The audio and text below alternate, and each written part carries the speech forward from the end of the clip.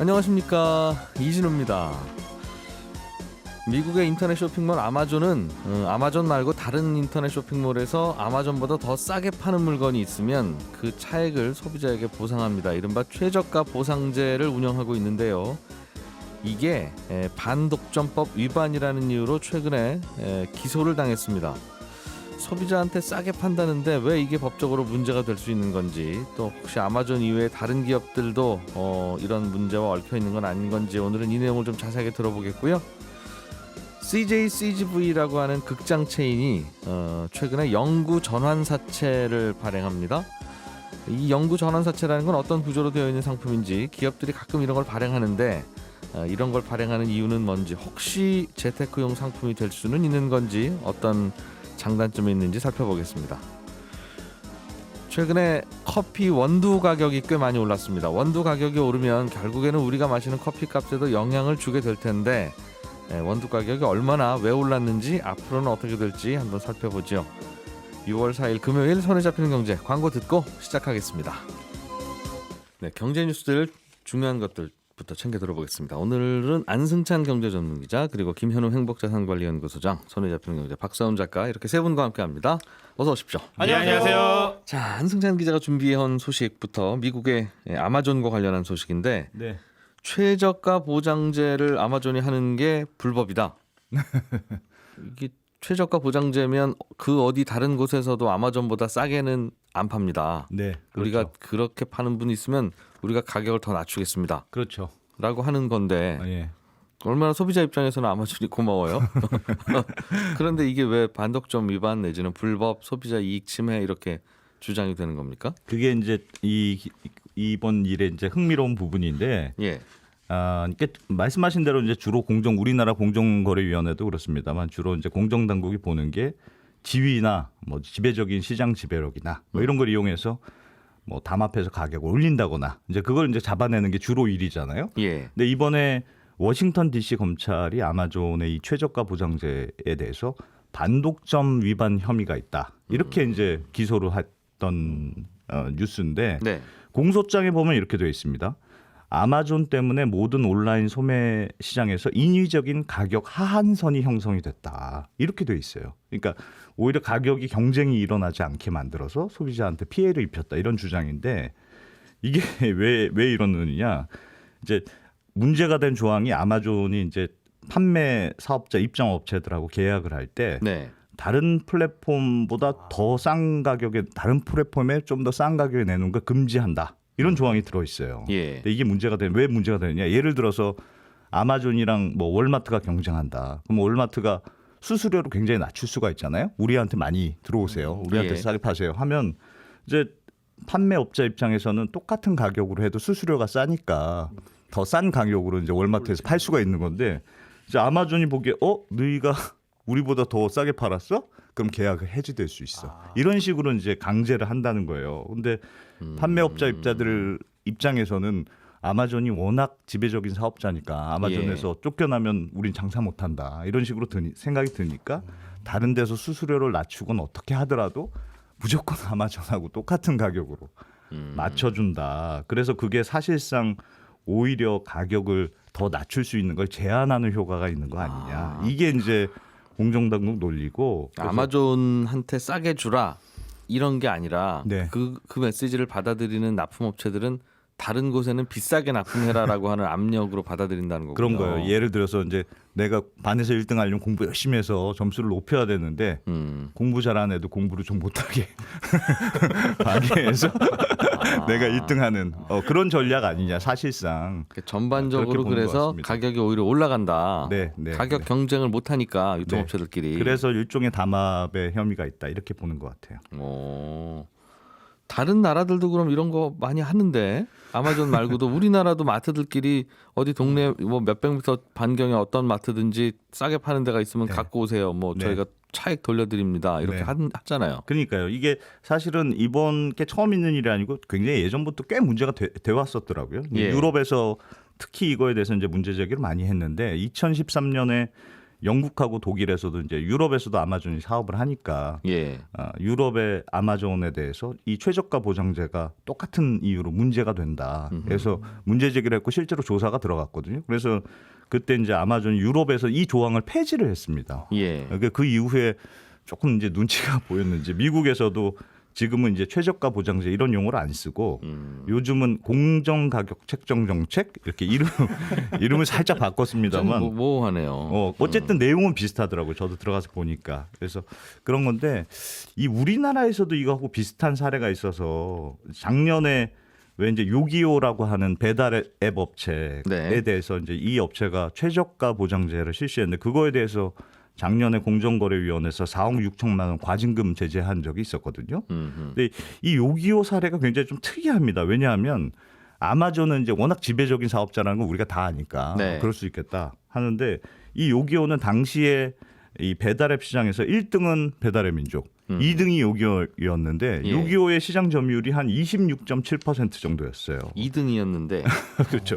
그러니까 2등이 최저가 보장제를 하는데도 이걸 왜 문제를 삼았느냐 이게 흥미로운데 공정위 조사를 보면 이제 당시에 요기요가 그랬다는 거예요. 이제 다른 뭐 배달의 민족이나 더 싸게 가격을 내놨는지를 굉장히 열심히 확인해봤다.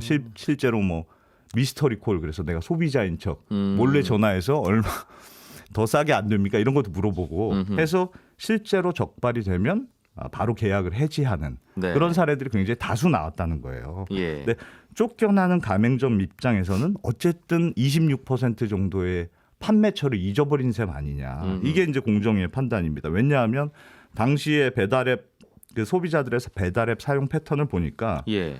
배달앱을 내가 이것저것 깔아놓고 오늘은 배달의 민족 쓰고 내일은 요기요 쓰고 이런 식으로 쓰지 않고 소비자들이 쓰는 건 주로 하나의 앱으로만 주로 쓰더라. 예. 근데 판매하는 업자들은 소매상들은 다 이 배달업체 저 배달업체 복수로 들어가니까 네. 하나만 내가 빠져도 판매업자한테는 타격이 크다.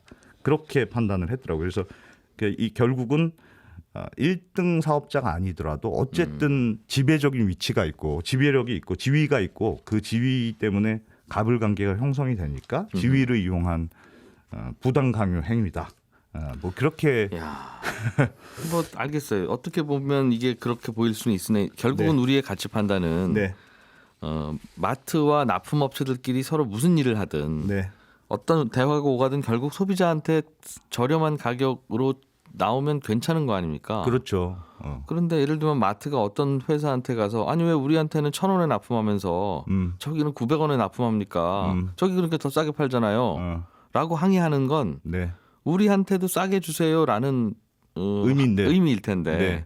야, 그런 항의 하지 마. 저 자꾸 위협받잖아. 저 친구들이 이게 왜 그러냐? 이제 이렇게 네. 하면 네, 그럼 마트 중간에 있는 그 유통업체는 아마존이든 뭐든 납품업체들한테 가격을 좀 낮추라고 해야 뭔가 전반적으로 더 싸질 텐데 네. 그 노력을 어떻게 하죠? 그러니까 최저가를 보장한다는 말은 하지 말고 뒤에서는 열심히 노력하든 말든 맘대로 해 이겁니까? 네. 그런 셈이에요. 그러니까 사실은 경쟁의 노력이 네. 다른 데서 더 싸게 주면 우리도 그걸 보고 아유 빨리 더 내려야 되겠다. 이런 식으로 경쟁을 해야 되는데 예. 다른 데하고 더 비싼지 않으면 비교한 다음에 다른 데에다 더 싸게 주면 우리 걸 그냥 배제시켜 버리는. 그러니까 다른 데 더 싸게 못 주게 하는 쪽으로 실제로 운영되고 있다는 게 이제 야. 공정 당국의 판단이에요. 그게 결국 동전의 앞뒷면인데 그렇죠. 앞뒷면이에요. 우리를 좀 더 싸게 주세요라는 말이나 네. 다른 데는 비싸게 주세요라는 말이나 네. 같은 얘기인데.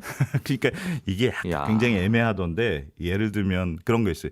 이게 쿠팡의 경우에도 이제 아마존하고 비슷하잖아요. 네. 사업 비즈니스 모델이 비슷한데 쿠팡도 최저 가격 보장제라는 거 지금 실시하고 있습니다. 그리고 실제로 쿠팡도 이 아마존하고 굉장히 비슷하게 다른 데에서 우리보다 더 싸게 팔면 안 됩니다. 이런 계약 조항이 들어가 있어요. 예. 그래서 이걸 이제 문제 제기하는 기사들도 있던데 어제 공정위 분들하고 제가 조금 통화를 해보니까 그렇게 말씀하시더라고요. 쿠팡의 경우는 물론 만약에 쿠팡이 아마존처럼 굉장히 지배적인 지위의 사업자라고 하면 이건 반드시 문제가 된다. 예. 근데 쿠팡이 지금 시장 점유율이 지금 뭐 이커머스 시장 점유율 네이버가 1위인데 17%, 예. 쿠팡이 13%, 뭐 이베이가 12% 이런 식으로 굉장히 여러 업체들이 사실 난립해 있다. 네네. 그래서 이런 상황에서 이런 조항이 아주 지위, 그러니까 가불관계의 지위가 생길 정도의 거래상의 지위가 있다고 볼 수 있겠느냐? 네. 그거는 좀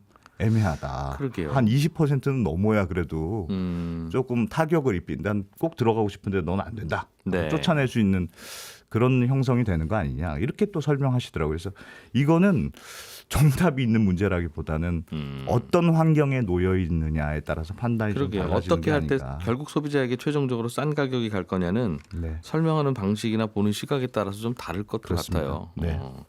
우리 쇼핑몰에는 자꾸 비싸게 납품하는 저 업체한테 우리가 할 수 있는 건 그럼 납품하지 마세요 말고는 없잖아요. 그렇죠. 왜 그렇죠. 저기는 싸게 주고 우리는 비싸게 줍니까? 안 사겠습니다. 할 수 있어야 싸게 주실 텐데 안 사는 것까지는 하지 말아야지. 그 독점적으로 그렇게 횡포를 부리면 어떡합니까? 그러면 네. 저기도 싸게 줄 이유가 없을 거 아니겠어요. 계속 1,000원이지. 어쨌든 재밌는 네. 분석과 재밌는 논란이네요. 고민할 거리가 좀 있는 것 같아요. 네. 자, 김현우 소장님, 네. CJ CGV는 어떤 회사인지는 압니다. 예. 영업으로 자주 갔으니까. 예. 이 회사가 영구 전환사채를 발행한다는데 네. 무슨 뜻입니까? 영구 전환사채? 영구채이면서 전환사채인데 일단 따로따로 설명을 드릴게요. 예. 영구채는 채권 중에 하나인데 기간이 없습니다. 만기가 없습니다. 그러니까 원금을 상환하지 않고 그냥 이자만 계속 내는. 돈을 빌려갔는데 언제까지 갚는 게 없어요? 없습니다. 특정 조건이 붙어 있는데 이걸 좀 잘 들여다볼 필요가 있어요. 이번 예. CJ CGV를 예를 들자면 만기가 있기는 있습니다. 30년 후에요. 2051년으로 되어 있는데 네. 만기가 되면 30년씩 연장이 가능하다라고 돼 있어서 이야. 사실상 영구채처럼 보입니다. 음흠. 보이는데 잘 보시면 자 표면 이율이 1%예요. 네. 이 채권을 갖고 있으면 1년마다 이자가 1%가 들어오는데 3개월마다 한 번씩 분할해서 지급을 해줍니다. 예. 근데 이자가 1%인데 5년이 지나면 그때부터는 3%로 올라가요. 이자가 예. 예. 그리고 매년 0.5%포인트씩 또 올라갑니다. 그럼 2년에 1%씩. 네. 계속 그래서 올라가서? 2051년까지 가면 연 15%가 되고 연장되면 연 30%까지도 가고 또 연장되면 연 45% 이렇게 올라가는데 아, 원금을 안 갚아도 좋은데 안 갚는 기간 동안은 이자도 계속 가파르게 올라가서 예, 가파르게 올라갑니다. 당신이 원금 안 갚고 버티나 보자. 이제 그런 네. 상황이 되는군요. 그래서 이 CGV가 원하면 중간에 돈을 갚을 수 있는 중도 상환권이 있어요. 이건 예. CGV 마음대로 갚을 수가 있는데 5년 후부터는 언제든지 원하는 대로 우리한테 중도 상환을 할 수가 있고 네. 5년 이내라도 특정 조건을 충족하면 중도 상환할 수 있는데 만약에 5년 이내에 우리한테 갚는 경우에는 그간 1%로 줬던 이자를 3%로 다시 계산해서 그간에 안 줬던 이자를 줍니다. 그래서 이게 사실 영구채처럼 보이지만 영구채가 아닌 영구채인 느낌입니다. 야, 처음 5년은 1%만 주고 네, 그 다음부터는 이자가 가파르게 올라가는데 네, 이자가 가파르게 올라가면 그들도 부담이니까 그냥 아유 저 돈 갚고 말자 갚을래요? 할 거고 네. 그런데 갚고 말자라고 해서 5년 이내에 그렇게 갚고 마는 정책을 쓰면 네. 3%. 연 1% 주던 거를 다시 소급해서 3%로 더 그렇습니다. 주는 건데 네. 뭐 왜 이렇게 복잡하게 해요? 그냥 이게 굉장히 보니까 예. 회사인 게 굉장히 유리한 구조로 발행을 한 겁니다. 아주 아름답도록. 예. 그러니까 왜 이렇게 채권을 발행하냐면 일단 기본적으로 이런 채권은 갚아야 될 부채가 아니에요. 채권은 원래 부채잖아요. 네. 근데 회계상의 부채로 잡힌 게 아니라 자본으로 잡힙니다. 그러다 보니까 부채 비율이 늘어나지가 않고 예. 이렇게 부채 비율을 줄이고 싶거나 아니면 부채가 늘어나면 안 되거나 이런 상황에서 발행을 하는 게 영구채라고 볼 수 있는데 또 일반적인 방법으로 시중에서 돈을 빌리기가 쉽지 않을 경우에 이런 걸 발행을 합니다. 그러니까 예. 작년 같은 경우에 채권 발행을 했었는데 좀 실패했어요. 복잡한 얘기긴 한데 CJ CGV가 지금 상황이 안 좋잖아요. 영화 망하고 부도날 수 있다. 불안해서 예. 돈 못 빌려주겠다. 망하고 부도날 수 있다고 하면 오해하실 분들이 계실 것 같은데 어쨌든 신용 등급이 떨어지고 있어서 그 말이죠. 그리고 그게. 예 맞습니다. 예. 그리고 장기적으로 봤을 때 좀 부정적으로 신용평가 회사에서 판단을 하다 보니까 예. 채권의 금리를 굉장히 높게 책정을 해서 내놨는데 흥행에는 좀 실패를 했습니다. 네. 그러다 보니까 이번에 내놓은 게 이런 영구채들. 여기 이제 옵션이 붙어 있는 게 전환사채라는 옵션을 붙여서 내놓은 거죠. 아, 주식으로 바꿀 수 있는 권리도 같이 붙여졌군요. 네. 주식으로 전환하는 권리를 같이 붙여줬는데 이게 뭐냐면 나중에 내가 현금으로 받는 게 아니라 예. 그만큼 그냥 주식으로 받겠습니다. 라고 하는 건데 아, 요거를 주식으로 변신시킬 수 있다. 투자자 맘대로. 네, 투자하는 예. 사람들 마음대로 변신하는데 그럼 변신하는 가격은 얼마냐? 예. 지금 사전에 미리 정해놓습니다. 그러니까 예를 들자면 내가 1,000만 원을 빌려줬는데 1,000만 원어치 주식으로 주세요 할 때 그 주식 가격은 언제를 가격으로 할 거냐? 음흠. 지금 만약에 10,000원으로 정해져 있다. 네. 그러면 나중에 이 주식이 2만 원이 되든 3만 원이 되든 내가 1,000만 원을 빌려줬으면 1,000주를 주는 거예요. 그러면 이 영구채를 발행할 때 이미 주식으로 전환할 때 주가도 결정되겠네요. 26,600원으로 정해져 있습니다. 아, 이걸 사면 예. 그러니까 2억 6,600만 원어치 내가 채권을 사서 빌려주면 예. 26,600주를 주는 거죠. 아하. 한 주당 26,000원씩. 예, 예. CJ, CGV 스톡 옵션 받는 셈이네요. 그런 셈인데 현재 예. 주가가 지금 32,100원이에요. 예. 이렇게 판단하면 가만히 있어봐. 이건 넣었다가 나중에 주식으로 전환하면 20% 차익 먹는 거 아니야라고 생각을 할 수 있는데 26,000원에 전환해서 32,000원에 팔 수 팔면 있을 되니까요. 테니까. 예. 이 기준이 언제부터 가능하냐면 7월 8일 이후. 그러니까 상장된 지 한 달 만에 이걸 행사할 수 있는데 예. 문제는 그 이후에 주가는 알 수가 없는 것이고 그다음에 내가 이걸 행사를 했을 때 7월 8일에 행사하면 언제 이 주식을 주냐 그게 중요하잖아요. 바로 예. 주는 게 아닙니다. 15일까지 몰아가지고 그달 말일에 줘요. 다 취합을 한 다음에. 7월 말일에 준다. 네, 그리고 아무리 빨라도. 그렇습니다. 7월 16일부터 8월 14일까지 또 취합한 다음에 그달 또 말일에 주고 그러다 보니까 15일 정도의 텀이 생겨서 그 기간에 주가가 떨어질 수도 있는 부분이기 때문에 이건 모를 일이고 문제는 아까 5년 이내에 중도 상환할 수도 있다 그랬잖아요. 예. 그 요건 중에 하나가 뭐냐면 26,600원 지금 정해놓은 전환 가격보다 주식 가격이 15일 연속 130% 이상을 유지하면 회사는 전환할 수 있다 이렇게 돼 있어요. 아이고 복잡해라. 즉 부담스러울 수 있잖아요. 이걸 너무 비싼 가격에 만약에 주가가 5만 원까지 가면 이걸 26,000 거의 2배를 돈을 갚게 되는 건데 회사 입장에서는 그렇게 되기 때문에 주가가 일정 부분 이상 올라가면 저희 주식으로 전환하기 전에 그냥 빨리 현금 드릴게요. 예. 물론 중간에 잠깐 전환할 수 있는 기간이 한 2주 정도 있긴 한데 이런 옵션이 붙어 있어서 투자자 입장에서는 자칫 잘못했다간 돈이 묶일 수도 있는 그런 상황이 될 수가 있습니다. 복잡하긴 한데 결국은 영원히 돈을 안 갚을 수도 있는 이런 채권에 투자하는 거다. 투자자 입장에서는. 네. 그럼 왜 바보같이 그런 채권에 투자해? 불안하게. 네. 아니 여기 재밌는 게 하나 붙어 있어서 요 브록 때문에 투자하는 거다. 네, 네. 현재 주가는 32,000원이지만 한 주에 26,000원에 전환할 수 있는 전환 옵션을 준다. 네, 그런 느낌입니다. 그러나 그게 항상 또 차익을 보장하는 건 아니다. 당연히 아닙니다. 내일 모레 주가를 우리는 모르니까. 예, 모릅니다. 다만 앞으로는 그래도 극장 영업도 시작하고 돈 좀 벌겠지 뭐 지금이 최악이겠지라고 생각하면 할 만한 거고. 그렇지도 않아요. 꽉 쥐고 있다가 예. 난 바꾸려고 생각했는데 그냥 중도 상환 하겠다라고 나서면 예. 닥쳤던 개 지붕 쳐다보는 꼴이 되는 거죠. 근데 일단 주식으로 바꿔 놓고 기다리고 있다가 주가가 오르면 팔면 되니까. 그럴 수는 있죠. 그렇군요. 그냥 은행에서 돈 빌리지 뭐 이렇게 복잡한 거 발행해라고 생각하지만 은행에서 안 빌려주니까. 예. 위험하니까. 시중에서 빌리려면 힘드니까 높은 이자 줘야 되고. 그렇군요. 자 마지막으로 커피 가격 이야기도 좀 해보죠. 네. 커피 원두 가격이 많이 오르고 있다는데 네. 박 작가님 얼마나 올랐습니까? 1년 전에 0.45kg당 1,100원 정도였는데 지금 한 1,850원 정도에 거래됩니다. 예. 대략 한 70% 정도 오른 거죠. 예. 근데 이 가격이 2016년 이후로 최고로 오른 가격입니다. 1,100원 하던 게 1,850원. 네. 0.45kg니까 450g 기준으로. 네. 왜 이렇게 올랐어요? 전 세계에서 원두를 가장 많이 생산하는 나라가 브라질이거든요. 예. 대략 한 35% 정도를 생산하고 있어요. 브라질에 작년에 가뭄이 심하게 들었습니다. 그러다 예. 보니 생산량이 평소보다 30% 정도 줄었고요. 이 영향이 가장 큽니다. 그리고 외신 찾아보니까 코로나19 영향이 여기도 있어요. 작년 하반기부터 경기가 조금씩 살아나면서 물동량이 증가하는 바람에 지금 수출할 물건이 있어도 이걸 실어 나를 배가 없잖아요. 예. 커피도 비슷한 상황입니다. 특히 다른 브라질산 원자재인 펄프나 대두, 설탕 이런 것들도 수요가 폭증하다 보니까 원두 실어 나를 컨테이너선 구하는 게 진짜 하늘의 별 따기라고 합니다. 원두까지 실어 나를 여력은 없다. 여력은 없다는 겁니다. 커피는 좀 참아라. 네. 그리고 커피 생산량 2위가 베트남인데 예. 여기가 한 17% 정도 생산하거든요. 여기는 작년에 비가 많이 왔습니다. 그러니 또 작황이 안 좋았어요. 그러니까 커피는- 공급이 지금 잘 안 되니까 가격 오르는 겁니다. 잠깐만. 브라질은 가뭄이 들어도 작황이 안 좋고 네. 비가 많이 많이 와도 와도 안 됩니다. 안 됩니다. 원래 커피는 비 많이 오면 좋은 작물이라던데. 너무 많이 하는 너무 많이 와요. 너무 많이 오면 하긴 뭐든지 너무 많이 오면 안 좋죠. 그래서 네. 외신들 보니까 지금도 브라질은 가뭄 상황이 좋아진 게 아니라서 예. 앞으로 원두 가격은 더 오를 거라는 전망이 나오고 있습니다. 그러면 우리가 마시는 커피값도 오르는 겁니까? 아니면 커피값에는 원두가 차지하는 비중이 너무 낮아서 네. 에이 그 정도는 아닙니까? 후자입니다. 일단 그 프랜차이즈 커피 회사 쪽을 제가 한번 알아봤는데 예. 거기 직접 전화하긴 힘들어서 여기 출입하는 기자랑 통화를 해봤어요. 간접 취재, 네. 취재 지시. 그렇죠.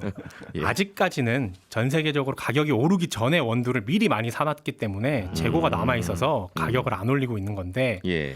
코로나19 때문에 매출에 타격받았기 때문에 안 올리고 있는 것도 있고. 근데 앞으로는 아무래도 좀 프랜차이즈 가격은 올리지 않겠냐라는 게 업계의 분위기고.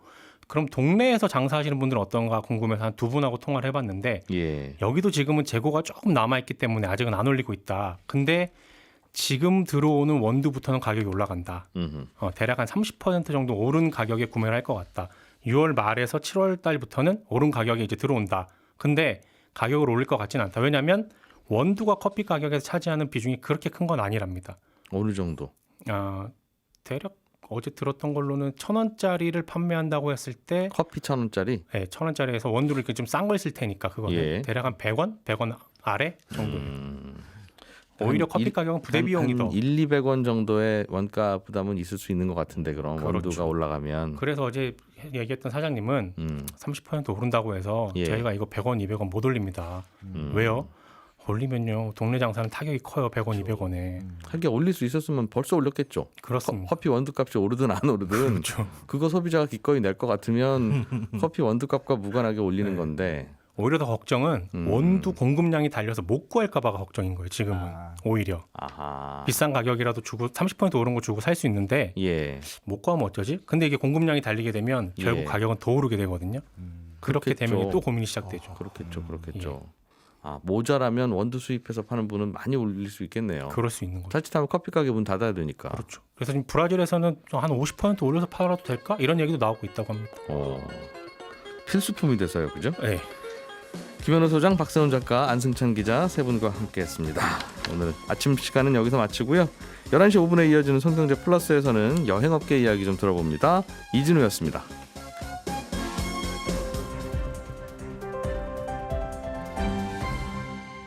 경제를 생각하는 사람들의 즐거운 습관. 이진우의 손에 잡히는 경제.